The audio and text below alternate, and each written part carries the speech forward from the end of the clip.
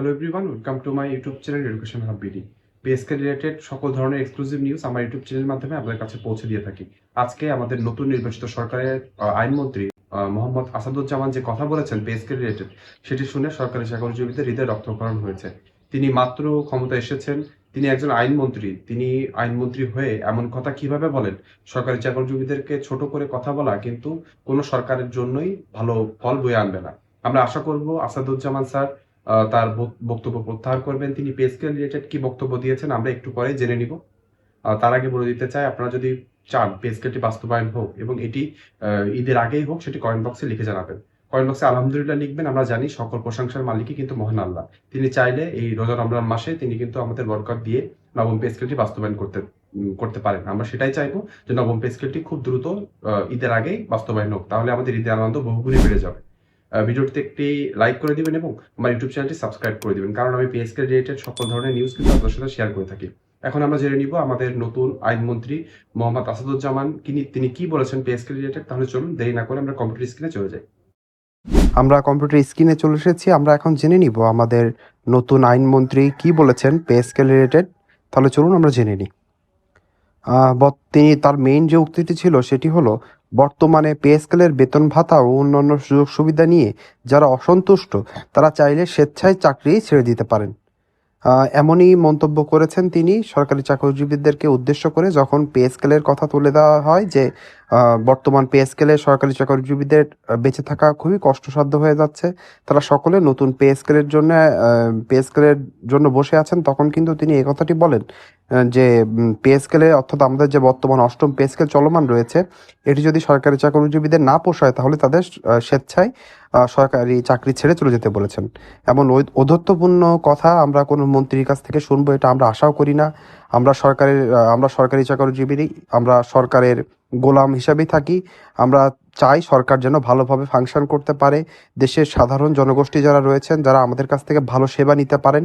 এজন্যই কিন্তু আমরা সরকারি চাকরিজীবীরা আমাদের জীবনের একটা বড় অংশ, সবথেকে গুরুত্বপূর্ণ অংশ সরকারকে দিয়ে থাকি। আমরা শুধু চেয়েছিলাম যে নতুন যে পে স্কেল যদি আসে তাহলে আমাদের একটু অর্থনৈতিক দুরবস্থা থেকে আমরা একটু দূরে থাকতে পারবো।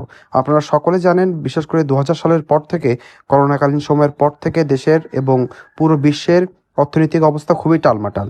তারপর থেকে বিভিন্ন দেশে দফায় দফায় ন্যূনতম বেতনের যে মাত্রা রয়েছে সেটি বাড়ানো হয়েছে, কেননা সকল জিনিসপত্রের দামই কিন্তু বেড়ে গিয়েছে। বাংলাদেশই শুধু এমন একটি দেশ যেখানে 10 বছর 11 বছর হতে চললো নতুন কোনো পে স্কেল আসে না। সরকারি চাকরিজীবীরা কিন্তু কোনো সুউচ্চ বা কোনো এমন কোনো পে স্কেল চায়নি যেটা সরকার দিতে পারবে না। আমাদের বেতন যদি আমরা ধরে নিই, 11 বছর আমাদের পে স্কেল পায় না। মেইনলি প্রায় বিশ্বে দেখা যায় 5 থেকে 6 বছর পর পর নতুন একটি বেতন কাঠামো আসে। সেখানে আমরা যদি 11 বছরকে 2টা ভাগে ভাগ করি এবং এর ভিতরে যদি মনে করি 2টা পে স্কেল আসবে, তাহলেও কিন্তু আমাদের বেতন কম করে না হলেও হচ্ছে 4 গুণ বা 3 গুণ বাড়তো। সেখানে আমাদের বেতন 2 গুণের কাছাকাছি বাড়ানো হচ্ছে, তাও কিন্তু সরকারি চাকরিজীবীরা কোনো উচ্চবাচ্য করেনি। তারা বলেছে যে আপনারা যেটাই করেছেন আমরা সেটা মাথা পেতে নিলাম, এখন সেটি গ্যাজেট আকারে বাস্তবায়ন করা হোক। কিন্তু আমাদের সরকারের উপরের মহল, বিশেষ করে নতুন নির্বাচিত সরকারের কাছ থেকে, এক মন্ত্রীর কাছ থেকে এমন শুনতে পেয়ে সরকারি চাকরিজীবীরা সত্যিই আঘাত পেয়েছেন। ব্যাগ অ্যান্ড ব্যাগেজ সহ চাকরি ছাড়ার মন্তব্য করে তিনি স্পষ্ট বার্তা দিয়েছেন, সরকার জোর করে কাউকে চাকরিতে রাখবে না। এমন কথা শুনলে সত্যিই আমরা খুবই অসহায় হয়ে পড়েছি, কারণ আমরা যারা সরকারি কর্মকর্তা কর্মচারীরা রয়েছি, আমরা কিন্তু বিশেষ করে বেশিরভাগ সরকারি কর্মকর্তা কর্মচারীরা কিন্তু ঘুষ দুর্নীতির দিকে যায় না। হাতে গোনা কিছু থাকে যারা এরকম দুর্নীতি অনিয়ম করে থাকে, সেটা সারা বিশ্বেই পাবেন।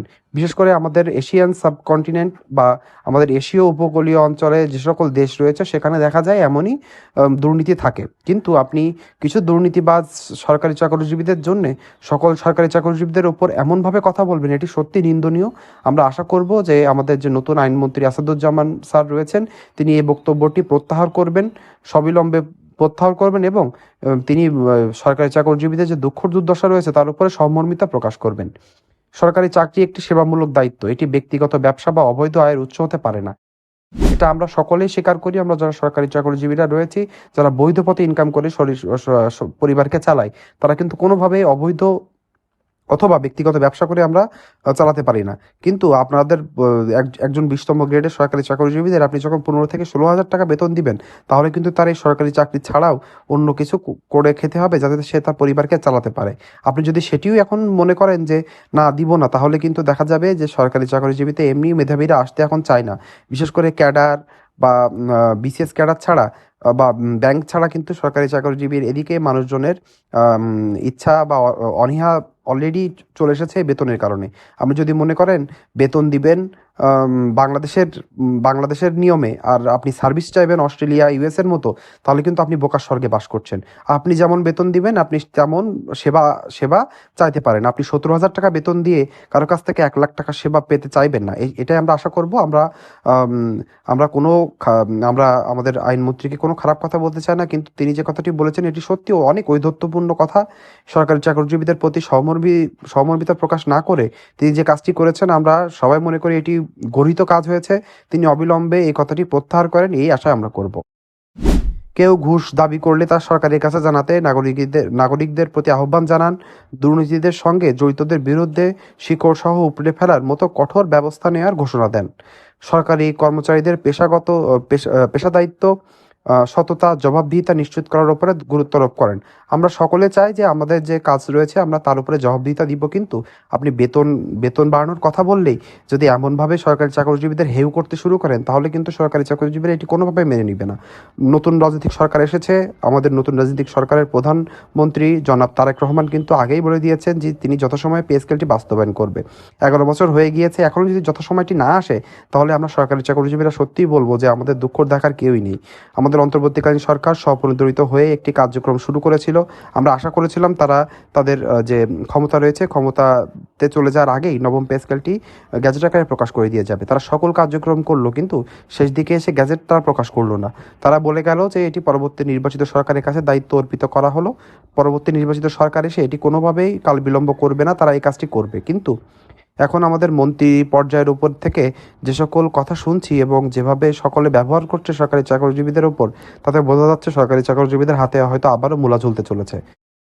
আমরা স্পষ্টভাবে একটা কথা জানিয়ে দিতে চাই, সরকারি চাকরিজীবীরা কিন্তু তাদের পিঠ কিন্তু দেয়ালে ঠেকে গিয়েছে, তাদের কিন্তু পিছনে যাওয়ার আর কোনো জায়গা নেই। ঈদে দেখা যায় যে অন্য বেসরকারি চাকরিজীবীরা যেভাবে আনন্দ করতে পারে, ঈদে আমরা সরকারি চাকরিজীবীরা তার সিটি ফোটাও পারি না। পরিবারের সদস্যদের না পারি কিছু ভালো কাপড় চোপড় কিনে দিতে, না পারি ভালোভাবে ঈদ পালন করতে, না পারি তাদেরকে নিয়ে ঘুরে বেড়াতে। আমাদের এই অল্প অর্থ দিয়ে আমরা যে কিভাবে কত কষ্টে নিদারুণ কষ্টে জীবনযাপন করছি সেটা শুধু সরকারি চাকরিজীবীরাই জানে। এজন্যে আমরা আশা করব আমাদের যে নতুন নির্বাচিত সরকার রয়েছেন তারা আমাদের সরকারি চাকরিজীবীদের উপরে সদয় দৃষ্টি দিবেন। তারা সরকারি চাকরিজীবীদের যে দীর্ঘদিনের দুঃখ দুর্দশা রয়েছে, অর্থাৎ নবম পে স্কেল রয়েছে, যেটি খুবই কাঙ্ক্ষিত, এবং আশা করব তারা এটি বাস্তবায়ন করেই সরকারি চাকরিজীবীদেরকে ঈদের আগেই ঈদের আনন্দটি কয়েকশো গুণে বাড়িয়ে দিবেন। আপনি আমার সাথে একমত কিনা সেটি কমেন্ট বক্সে অবশ্যই লিখে জানাবেন। সরকার চায় নির্ধারিত বেতন ও ভাতার মধ্যেই দায়িত্বশীলভাবে কাজ হোক। অতিরিক্ত সুবিধা আদায়ের সংস্কৃতি বন্ধ করতে হবে। আমরা সত্যিই আমরা জানি না তিনি এসব কথা কিভাবে বলছেন। অতিরিক্ত সুবিধা আদায় আমরা মন্ত্রীরা করেন নাকি সরকারি চাকরিজীবীরা করেন, সেটা আমরা আর স্পষ্ট করে বলতে চাই না। অতিরিক্ত সুবিধা কারা আদায় করেন, কাদের টেলিফোন বিল 8,000 টাকা, কাদের কাদের কত রকমের ভাতা রয়েছে, সেটা আমরা নাই গেলাম, কিন্তু সরকারি চাকরিজীবীদেরকে এভাবে ছোট করে দেখা, এটা কিন্তু কোনো কোনো রাজনীতি দলকেই বেশি উপরে উঠতে দেয় না। আপনারা দেখেছেন দীর্ঘ 17 বছর ধরে স্বৈরশাসক কিন্তু অনেক কষ্ট করে অনেক কষ্ট করলেও সরকারি চাকরিজীবীরা কিন্তু শেষ দিকে এসে সশস্ত্র আন্দোলন এবং হচ্ছে সকল জনগণ মিলে কিন্তু স্বৈরাচারকে দেশ থেকে বিতাড়িত করেছে। আপনারাও যদি এমন ঔদ্ধত্যপূর্ণ আচরণ করতে থাকেন এবং সরকারি চাকরিজীবীদের মানুষ বলে গণ্য না করেন, তাহলেও কিন্তু আপনাদের অবস্থা এমন হবে। আমরা আশা করব অবশ্যই তিনি এই বক্তব্য প্রত্যাহার করবেন এবং সরকারি চাকরিজীবীরা যে তাদের যে কাঙ্ক্ষিত বেতন কাঠামো অর্থাৎ নবম পে স্কেলটি রয়েছে সেটি তারা বাস্তবায়নের দিকে আগাবেন।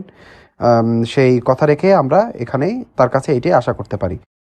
সুশাসন ও স্বচ্ছ প্রশাসন প্রতিষ্ঠায় কঠোর মনোভাব পূর্ণব্যক্ত করেন। অর্থাৎ তিনি তার বক্তব্য এটি। আমরা আশা করব যে সকলে আমরা মানুষ, আমাদের ভুল ত্রুটি হবেই। আইনমন্ত্রী যদি ঔদ্ধত্যপূর্ণভাবে এবং তিনি এভাবে কথা বলে সরকারি চাকরিজীবীদের মনে যে কষ্ট দিয়েছেন, তিনিও তার ভুল বুঝতে পেরে সেটি সহৃদয় হয়ে এবং তিনি এই বক্তব্যটি প্রত্যাহার করবেন, এটি আমরা তার কাছে আশা করব।